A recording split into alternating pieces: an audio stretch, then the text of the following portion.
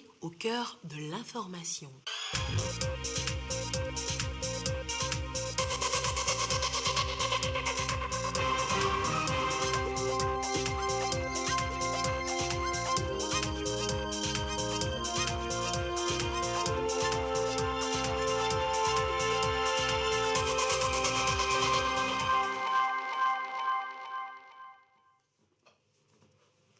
Heureuse de vous savoir au rendez-vous du journal sur la télévision togolaise. Madame, Monsieur, bonsoir et voici les titres de cette édition. La coordination nationale de la riposte contre la Covid-19 était ce mercredi encore face à la presse. Le bilan épidémiologique de la semaine et les polémiques sur le pass vaccinal togolais étaient au cœur des échanges. Vous suivrez donc le compte-rendu de ce point de presse hebdomadaire de la coordination dans le courant de cette édition. Et puis, les ménages de la semaine ont été primés. Il s'agit d'une initiative de l'Agence nationale d'assainissement et de salubrité ANASAP pour amener les populations à améliorer leur cadre de vie. À découvrir donc dans cette édition. Voilà donc pour les titres et nous débutons avec les échos de la présidence de la République. Le chef de l'État Forest Zimna Nyazingbe a reçu en audience ce matin l'ambassadeur du Brésil au Togo. En fin de mission au Togo, Antonio Carlos de Sales Menezes est allé faire ses adieux au président de la République. Ensemble, ils ont évoqué les relations bilatérales entre Rio de Janeiro et Lomé. Nous écoutons le diplomate brésilien au micro de Isaka Aruna. Dans la vie diplomatique, les missions durent 3-4 ans, le maximum. Mais j'ai même eu la chance de rester chez vous pendant 6 ans.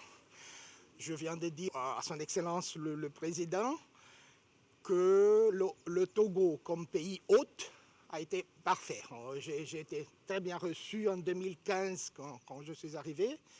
Et j'ai eu mes 6 ans de mission ici, avec toujours de facilité, de contact avec les autorités. Aussi, votre pays va très bien dans le chemin du développement. La croissance économique est en fait, pendant toutes ces années que j'ai vécu ici à Lomé, j'ai vu la croissance économique, le développement du pays. Il y a maintenant ce plan d'ADTICOP qui est très important pour le pays.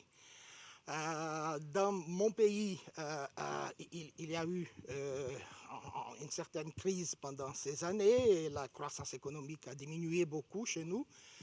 Mais c'est un grand pays et je suis sûr qu'il y a beaucoup de choses encore que nous pouvons faire ensemble. Je viens de dire aussi à son Excellence le Président qu'on se verra certainement parce que ma nouvelle mission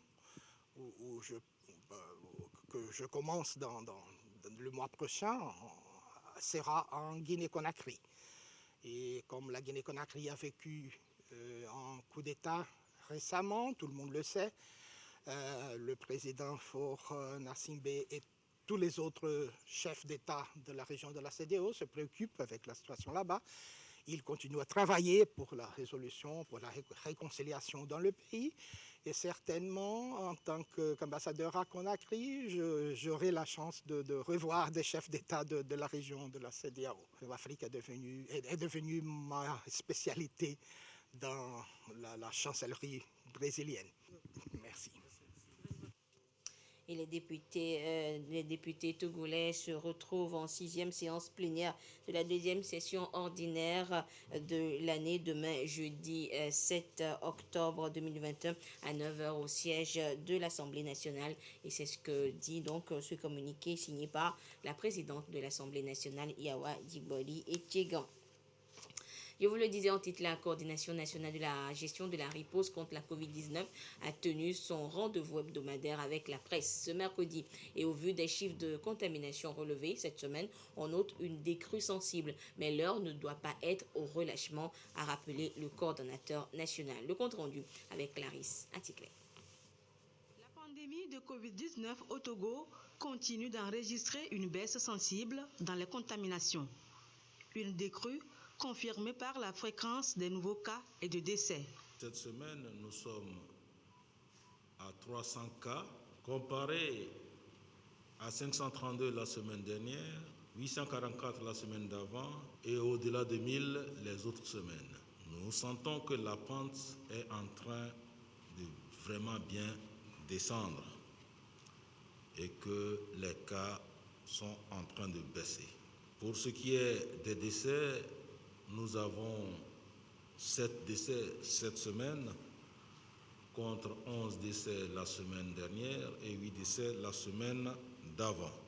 L'inquiétude est toujours là, surtout dans les préfectures de Vaud, Zio, Lac, Dany, Kloto, Bamono, où selon la coordination, on note encore des foyers de contamination. À ce jour, seulement 12% de la population togolaise sont totalement vaccinés. Chaque citoyen doit alors redoubler de vigilance dans le respect des mesures barrières. Se faire vacciner reste un acte responsable et salvateur. Nous avons constaté que tous ces décès concernent les personnes non vaccinées porteuses de comorbidités, d'où un nouvel appel à toute la population pour que les personnes qui ne se sont pas encore vaccinées d'aller se faire vacciner. Les vaccins sont fiables et efficaces. Aux faussaires qui se plaisent à délivrer de faux documents du test PCR et de fausses cartes de vaccination aux citoyens, la coordination adresse un message fort. Ils seront simplement poursuivis et traqués pour répondre de leurs actes.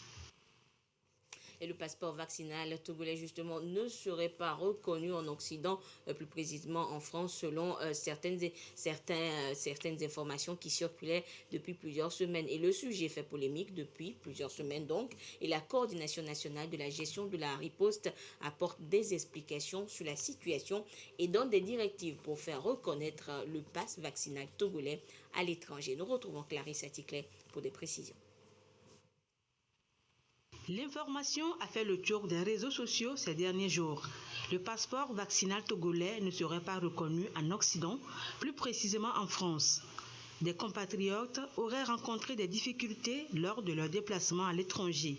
La Coordination nationale de la gestion de la riposte contre la COVID-19 lève ici l'équivoque. Il y a certains réglages techniques qu'il faut faire pour que les pays d'Europe reconnaissent le passeport vaccinal des pays d'Afrique. Les vaccins administrés au Togo sont des vaccins reconnus par les pays européens et c'est pour cette raison que la France a mis en place un dispositif depuis quelques mois pour délivrer un QR code aux Togolais vaccinés et qui ont le passeport vaccinal. Donc les voyageurs doivent se renseigner avant de voyager, soit auprès de l'ambassade de France, pour qu'ils puissent avoir le lien pour échanger leur passeport vaccinal du Togo en passeport vaccinal français avec le QR code français. Donc depuis quelques mois, il y a toujours cette disposition. Pour voyager librement, sans restriction aucune, les ressortissants du Togo ou étrangers de passage en France doivent faire une conversion de leur passeport vaccinal. Et c'est depuis le 1er juillet 2021 que cette décision est en vigueur en France et dans toute l'Europe. Et à ce jour du mercredi 6 octobre 2021, la situation de la pandémie au nouveau coronavirus COVID-19 au Togo se présente comme suit. Le nombre de cas confirmés s'élève à 25 653. 30 nouveaux cas enregistrés depuis hier. Le nombre de personnes guéries est de 23 929. 133 nouveaux guéris enregistrés depuis hier. Le nombre de cas actifs s'élève à 1490 et le nombre de décès est de 234. C'est un communiqué signé par le ministre en charge de la Santé, professeur Moustapha Mejiawa. Et parlons toujours de la santé, sachez que l'Organisation mondiale de la santé OMS a recommandé ce mercredi le déploiement massif du vaccin antipaludique chez les enfants vivant en Afrique subsaharienne et dans les zones à risque. Mercredi pluvieux sur Lomé cet après-midi, une averse s'est abattue sur la capitale et comme conséquence, les usagers du boulevard Eyadema menant au carrefour GTA ont eu du mal à se frayer un chemin comme vous le voyez donc sur ces images. Un arbre a été déraciné par le vent qui a précédé la pluie. Mais ce soir, les pompiers ont pu dégager cette voie. Et vous voyez donc les images des pompiers en action sur le boulevard Eyadema, donc pour dégager cet arbre qui a été déraciné par les vents qui ont précédé la pluie ce mercredi après-midi sur la capitale Lomé. Et puis ce communiqué à l'endroit des usagers de la route nationale numéro 4, le tronçon à Néro-Tablibo. Le ministre des Travaux publics porte à la connaissance des populations riveraines et usagers de la route nationale numéro 4, donc, que les travaux de construction du nouveau pont de Zébé, initiés et mis en œuvre par le gouvernement, sont entièrement achevé. À cet effet, le pont nouvellement construit est ouvert au trafic à compter de ce jour, du mercredi 6 octobre 2021. Le ministre des Travaux publics remercie tous les usagers de la route pour le civisme dont ils ont fait preuve au cours de l'exécution des travaux et les exhorte à la prudence et au respect du code de la route. Hors du Togo, au Tchad, c'est hier mardi que le Parlement provisoire a pris officiellement en fonction en élisant le président du Conseil national de transition CNT. Au Tchad, le Conseil national de transition a été mis en place. Mardi, le Parlement provisoire et ses membres ont officiellement remplacé l'Assemblée nationale. L'occasion d'élire le président du CNT, qui n'est autre qu'Haroun Kabadi, déjà à la tête de l'Assemblée nationale dissoute après la mort du maréchal Idriss Déby Itno le 20 avril dernier. Les 93 membres du Parlement de transition tchadien ont donc été installés, désignés fin septembre par Mahamat Idriss Déby Itno, chef de la junte. Ce Parlement provisoire est notamment chargé d'adopter une constitution censée mettre en place un dialogue national inclusif, ainsi que des élections libres et transparentes dans un délai de 18 mois renouvelable. Le général Déby n'a toutefois pas exclu récemment de prolonger la transition de 18 mois si certaines conditions, dont une aide financière internationale, n'étaient pas réunies. Et la brouille entre Paris et Bamako s'épaissit. L'ambassadeur de France au Mali a été convoqué par le ministre malien des Affaires étrangères. Une convocation qui fait suite aux propos tenus par le président français Emmanuel Macron sur France Inter. Où iront les tensions entre Bamako et Paris? Abdoulaye Diop, ministre malien des Affaires étrangères, a publié ce mardi un communiqué cinglant. Il qualifie les propos d'Emmanuel Macron d'inamicaux et désobligeants et l'a dit à l'ambassadeur de France qui l'a convoqué. Ces propos, le président de la République les a tenus lors d'une interview le matin même. Et donc l'armée française n'a pas à se substituer au non-travail, si je puis dire, de l'État malien. Il doit y revenir. Et donc nous nous reconcentrons, nous, à la fois géographiquement en termes de mission, sur la stricte lutte contre les groupes terroristes. Les relations entre Bamako et Paris se dégradent depuis l'annonce au début de l'été par Emmanuel Macron de la réorganisation en profondeur de la présence militaire française au Sahel, présence qui remonte déjà à 2013. À la tribune de l'ONU, le Premier ministre malien Choguel Maïga, entré en fonction début juin après le nouveau coup d'État dans le pays, avait même accusé la France d'abandon. C'est une honte, avait réagi déjà Emmanuel Macron. Les échanges verbaux inamicaux se poursuivent donc alors que parallèlement Bamako se tourne de plus en plus vers l'est, vers Moscou pour l'aide militaire. Ici la livraison d'hélicoptères. Bamako qui se tourne aussi vers la sulfureuse société paramilitaire russe Wagner, soupçonnée d'agir en sous-main pour le compte du Kremlin. Une présence de ces mercenaires serait incompatible avec le maintien militaire français au Mali, ne cesse d'avertir Paris. Et toujours dans l'actualité, les réactions fusent de partout après la publication des résultats de l'enquête sur la pédocriminalité en France. Le pape François a exprimé ce jour sa honte face à de tels actes perpétrés par des prêtres. Le chef de l'Église catholique n'aura pas attendu 24 heures pour réagir. Le pape François s'exprime en personne devant un parterre de fidèles. Après la publication du rapport de la Commission sur les abus sexuels dans l'Église en France, il fait part de sa douleur sur les crimes commis depuis 70 ans. J'aimerais faire part aux victimes de ma tristesse, de mon chagrin pour le traumatisme qu'elles ont enduré. Et aussi ma honte. Notre honte, ma honte, parce que l'Église n'a pas été capable de les écouter et de les prendre en considération. Au moins 216 000 mineurs ont été victimes de pédocriminels au sein de l'Église catholique française. Un chiffre incommensurable pour le souverain pontife qui réclame à la hiérarchie ecclésiastique des gestes forts, notamment une prise de conscience des catholiques. Au fond, c'était une époque où on ne voyait pas, on ne voulait pas voir ces choses-là, mais surtout où le réflexe premier était de protéger l'institution. Du côté des fidèles, à Lourdes, les révélations du rapport étaient très attendues. Certains se disent déboussolés par le nombre de victimes, évoquant même une déflagration pour l'Église catholique. Ça fait trop longtemps en fait que ce genre d'acte persiste et qu'on en parle peu.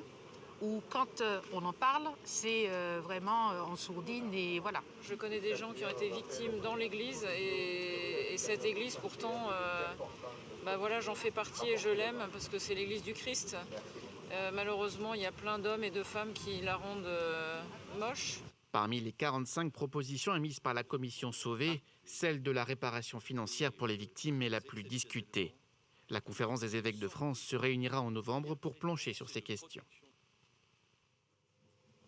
En page nationale, la gestion du compte administratif exercice 2020 des communes d'Aïe 1 et 2 était passée au crible hier mardi.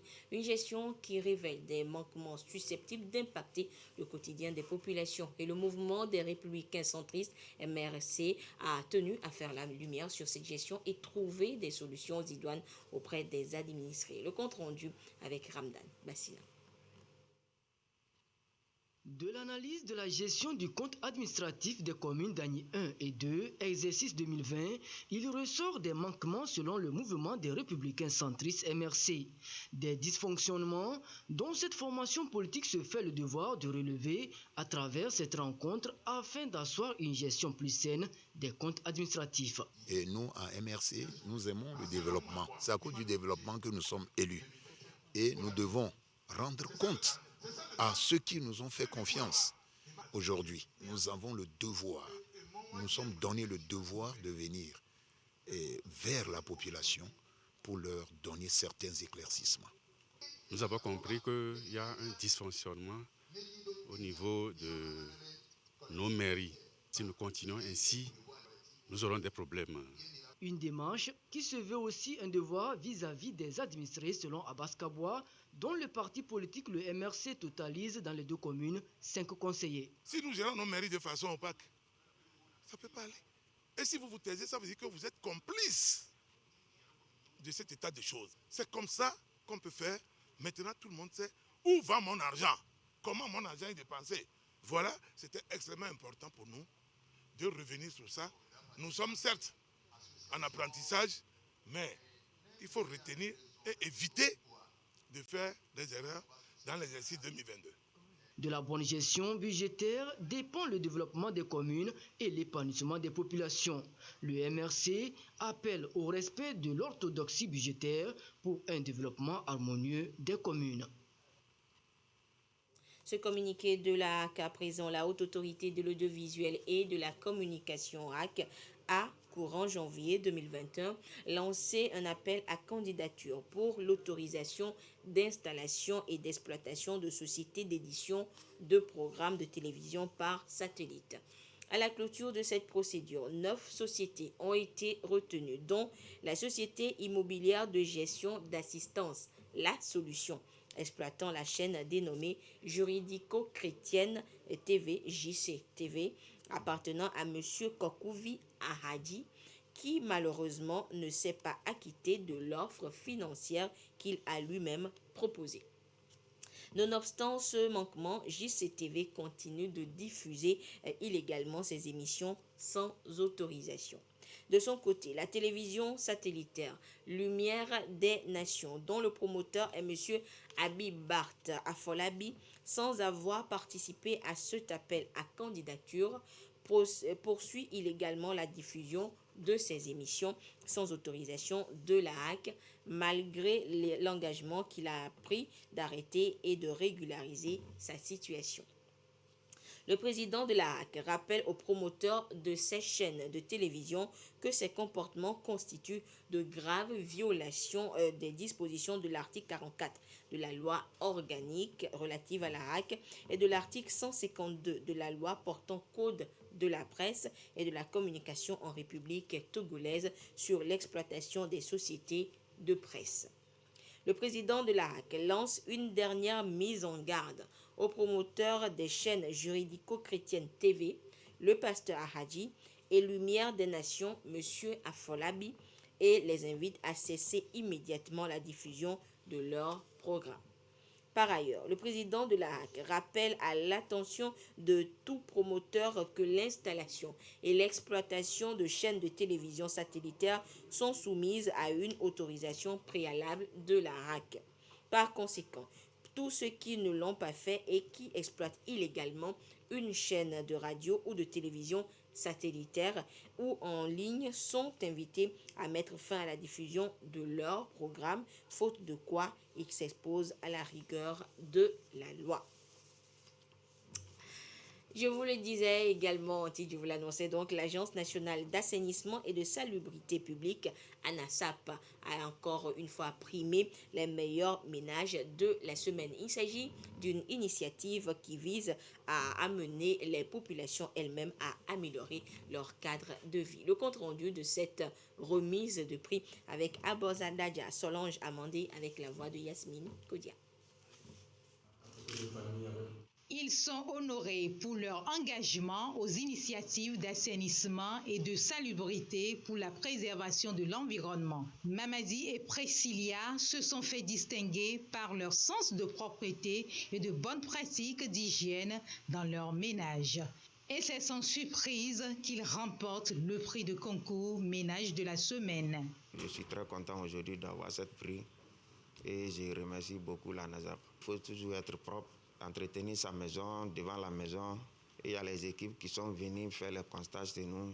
Et aujourd'hui, on est heureux gagnant. La propriété rime avec la santé. Partenaire de cet événement, le port autonome de Lomé a exprimé sa volonté de soutenir des initiatives pareilles. Il y va pour la protection de notre environnement.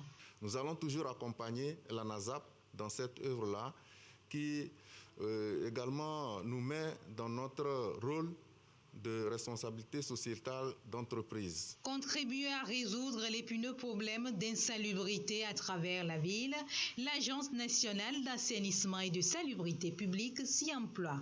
Elle sensibilise la population à cerner l'enjeu.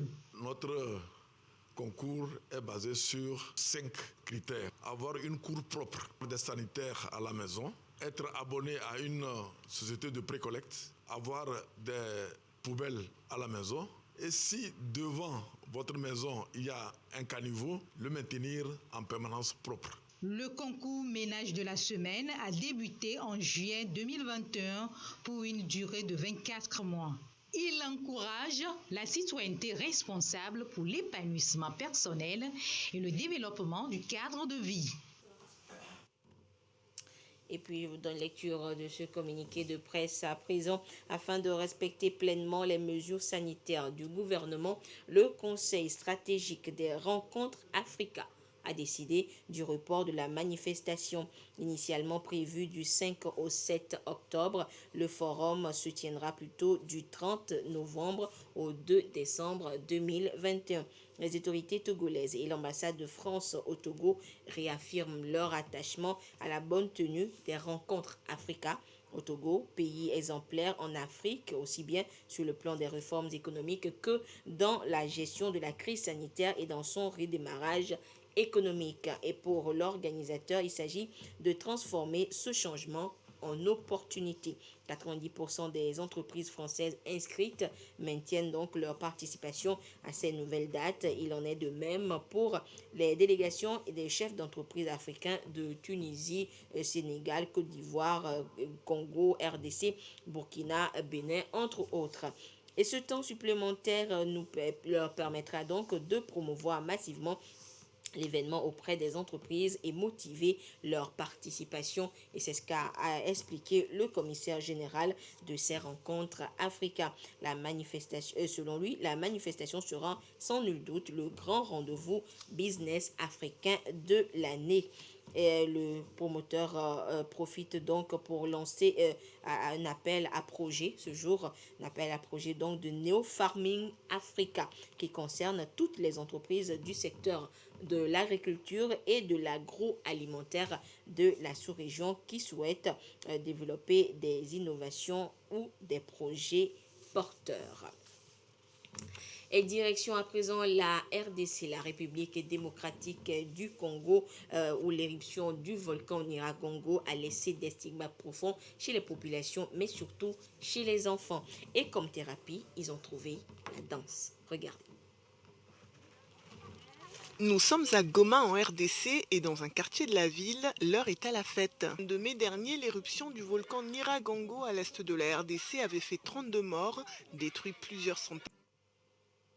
Et après la danse des enfants, ces photos à présent pour terminer cette édition, image du palais de justice en bordure de mer, édifié par le gouvernement Bonne-Carrère en 1927 dans un style hispano-mauresque et sans doute à partir de plans venus d'Afrique du Nord.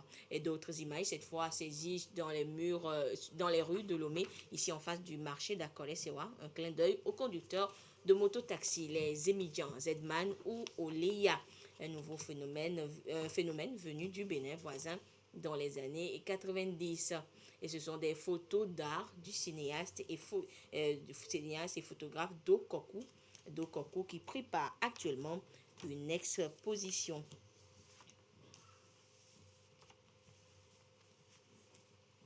Et voilà, donc c'est sur ces images que se referme cette édition. Merci de votre fidélité à la télévision togolaise. Excellente suite de nos programmes. Au revoir.